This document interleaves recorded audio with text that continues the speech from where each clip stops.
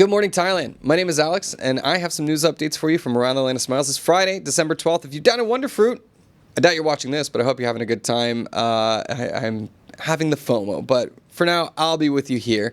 And today, we're going to be talking about a very big story that broke last night. We have the dissolution of Parliament coming, and that should be leading to a new round of elections here in Thailand. An update on a big story involving two Indian brothers who were finally caught in Phuket after fleeing responsibility for a deadly nightclub base in Goa. And a little later, the Thai tourism industry is pushing for clearer guidelines on new immigration enforcement. Before we get into it, though, please remember to subscribe to the Thaiger to stay up to date on all things Thailand. And a quick word about our sponsors, and that is the one, the only, the Fazwaz of it all. Fazwaz.com. They have everything you need for real estate, buy, renting, or selling. Agents are on standby to help you go on your home journey here in Thailand, wherever you are in the land of smiles. Also, tomorrow night, Saturday night, pull up the graphic time. We have Puff Puff Laugh over at 420 on just across the street from M-Sphere. If you're in the neighborhood, 8 p.m. doors, 8:30 start. I got a lot of fresh faces for this one, so usually I have a lot of the same suspects, but I'm bringing in a lot of new people that I am upgrading from open micer to now weekend performer. So I've seen some impressive stuff happening on the Bangkok comedy scene, and now I'm excited to bring you some very fresh faces for our little lounge show over at 420. So if you're looking for something to do Saturday night here in Bangkok, we can start you off with a laugh before you head on out in the party of a Bangkok evening on a Saturday night. All right. Let's get into our first story of the day, our lead story, which is, of course, Thailand's parliament has been dissolved ahead of a vote coming in February.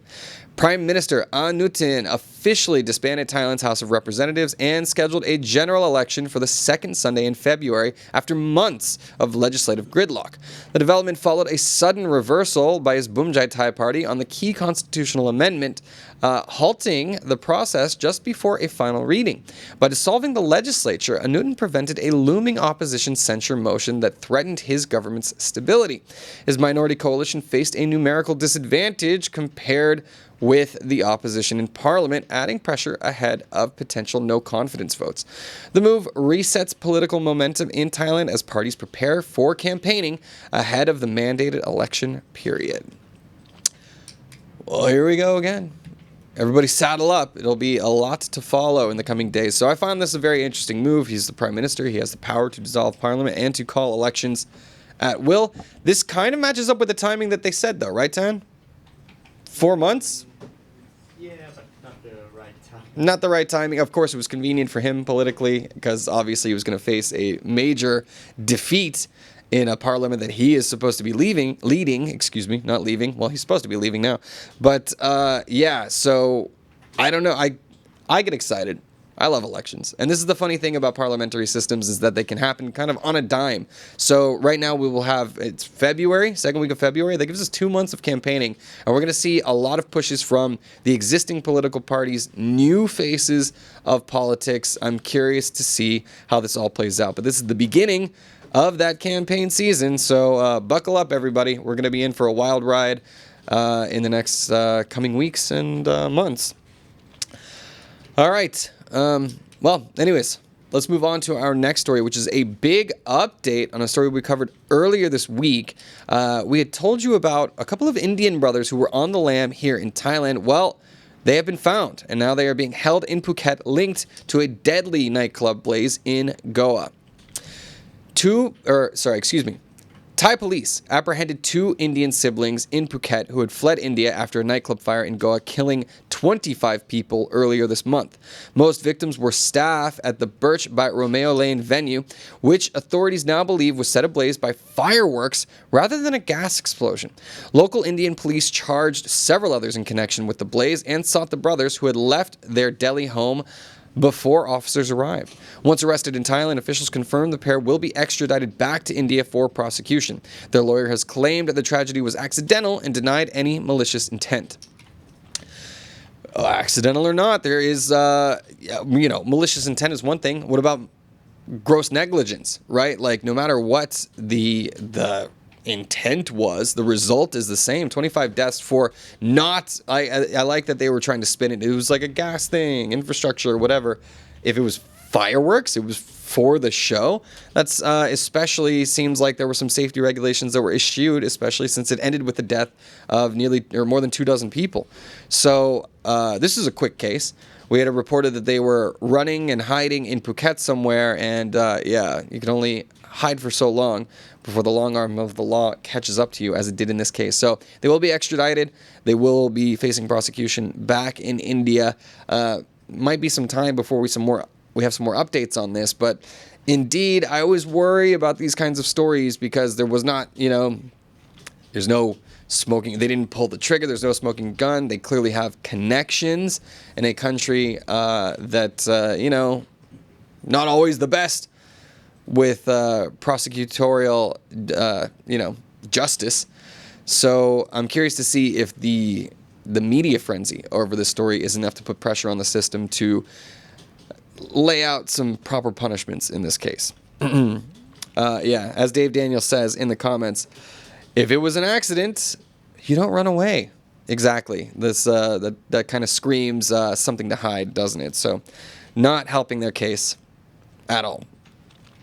Tony says, I made that joke on Wednesday, Tony. If they had gone to Pattaya, they would have blended in a little bit more with their Indian compatriots. Stinging Rocket says, never mind.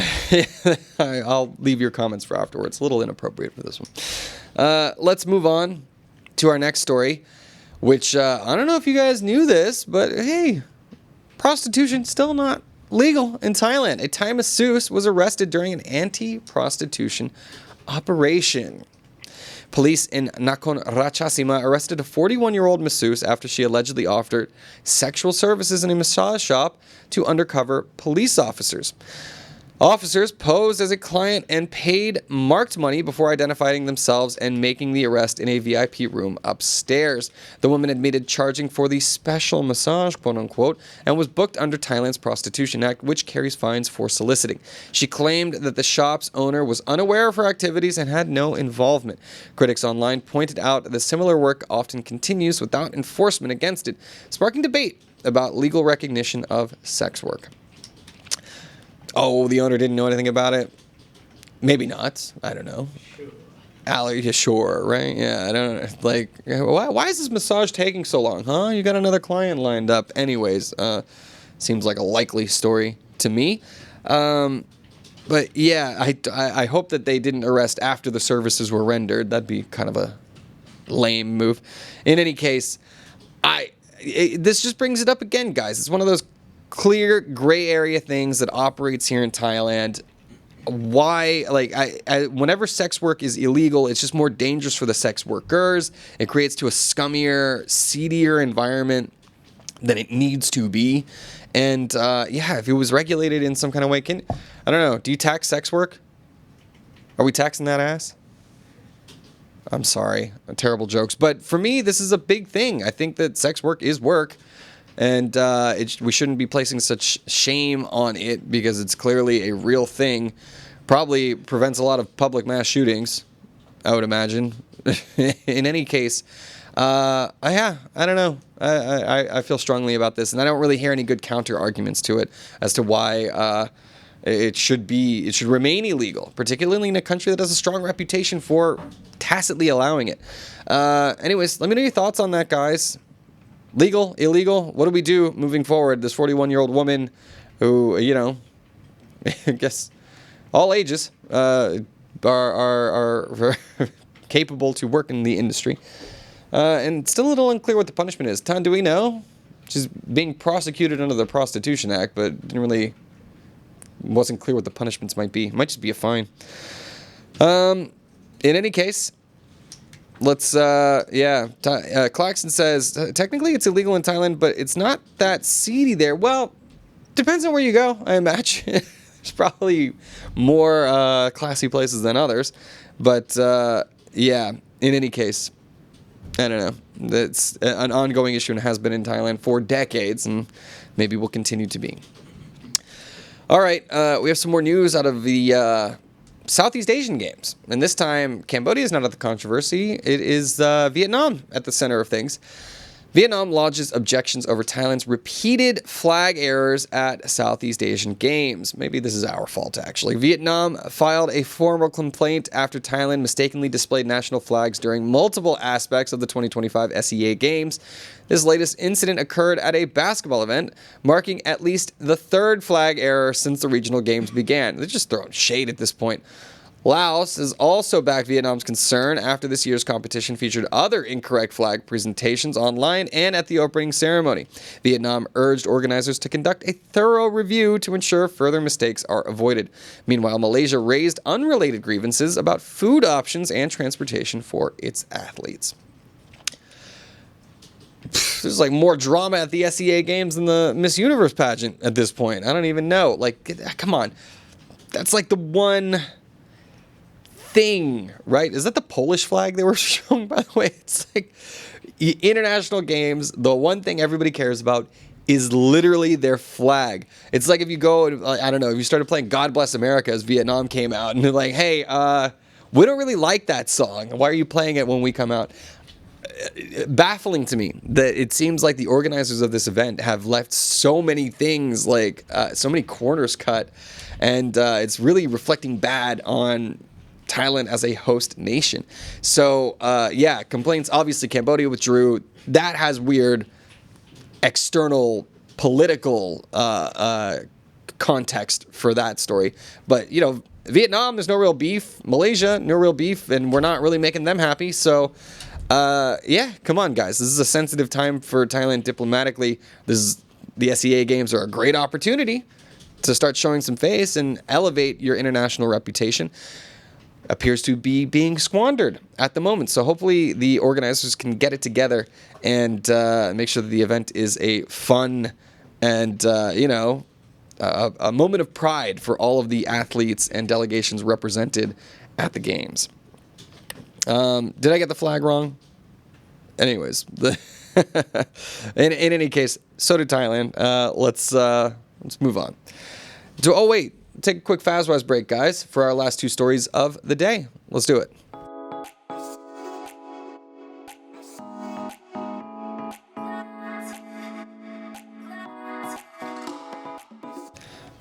All right, we're back. So I have, I don't know if they're feel-good news. Well, at least one of them's feel-good news. One of them is tourism industry news, because there's been a lot of lack of clarity on what's going on with enforcement these days. Well, the Thai tourism industry is also upset about things because they are seeking for clear guidelines on new immigration enforcement rules. Tourism businesses in Thailand have asked officials to better explain updated immigration rules after a number of visitors were reportedly denied entry. The changes, intended to tighten control of visa-free entries and prevent abuse, such as repeated crossings for illicit work, have left some travelers and hotel operators confused. Under the revised approach, some tourists are now limited to a certain number of visa-exempt entries, sparking questions about enforcement and communication. Industry leaders argue that clearer public information is needed to avoid deterring future visitors.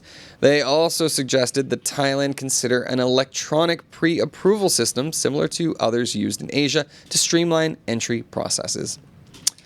Yeah, it's not good news. Like, if I took a trip to Thailand and I was like denied entry at a certain point and had to fly back, I'd be like, well, I don't want to do that. At the same time, I do believe that there probably are a lot of abusers of like, okay, you can come and exit, do your border runs and things like that. But what are you really doing here? How are you able to stay in Thailand 9 months out of the year? What are you doing for work? Where's the money? What's going on? So I can understand them trying to, crack down on this. And this is one of the issues of how in Thailand, many things operate in a gray area. People get away with things for a long time until all of a sudden the authorities want to levy some enforcement, and then people start complaining when they start enforcing the rules that they've been letting you skate by on for such a long time. So I'm not sure that many people have a leg to stand on, but again, this is why the clarity of the rules would be very nice so that we just know, like we can make plans. We're like, all right, no, I'm done after my 2 entries this year. Okay. I won't try to push the limits. But the fact that there is such a gray area means that, all right, these should just be rules set in stone so that everybody can understand the processes clearly and get in and out and stay above the law and abide by the rules. But yeah, I don't know. I'm not entirely convinced the Thai authorities wanted to operate that way, because so many industries in this country seem to benefit from having that sort of wiggle room that so many industries have. Right. So let's get into our last story. I see a lot of interesting comments about that one. I'll get into it at the end of the show. Our final story is, we always love seeing her in the news. Blackpink's Lisa has been added to the Met Gala 2026 host committee with international icons. Thai pop star La Lisa has been named to the host committee of the prestigious Met Gala in 2026, joining a roster of renowned global figures. The lineup includes major celebrities such as Nicole Kidman, Venus Williams, Beyoncé, and other influential personalities across fashion and entertainment. Lisa's inclusion reflects her growing international influence and prominence beyond music into global cultural events. The Met Gala next year will center around the quote-unquote costume art theme, tied to a new exhibition at the Metropolitan Museum of Art's Costume Institute. This role adds to Lisa's expanding portfolio of achievements, which also includes broader ambassadorial work for promoting Thailand, which maybe this is a part of as well. Of course, Lisa has recently signed on to be an ambassador for Thai culture, and her keeping as high a profile as possible is good for that soft power push that Thailand is always going for. The Met Gala, though, bit of a wacky event. Of course, very, very cultural elite kind of a thing. You see amazing outfits. You see absolutely horrendous outfits as well. I'm curious to see this one's like, it's a costume themed outfit year. So I imagine we're going to see some very, very wacky stuff. But congratulations to Lisa for her ongoing success and, her ability to represent Thailand on a much larger global stage. All right. Cool. Well, that'll do it for the news today, guys. It's a Friday. I'm gonna knock off a little early, but we have a weekend ahead of us. I hope you enjoy it, and I'll be back with you again on Monday. Jay will still be on the lam, having some fun, going on some interesting trips. He'll have a lot of stories for us when he gets back. But until then, you can always go to thetiger.com for more news updates about Thailand throughout the day, or you can continue the conversation at ASEANnow.com, which is Thailand's largest expat forum. Social media as well, TikTok, Instagram, Facebook, wherever. Thaiger Official, you can find us, and you just type in Thaiger. You'll find us. We're there. And yeah, that'll do it for now. I will now say goodbye to all of you YouTube viewers and say hello to our wonderful live audience. If you like that story, please like and subscribe. And for more Thailand news, follow us on Instagram, YouTube, or TikTok at The Thaiger, or you can go to thetiger.com and join the conversation.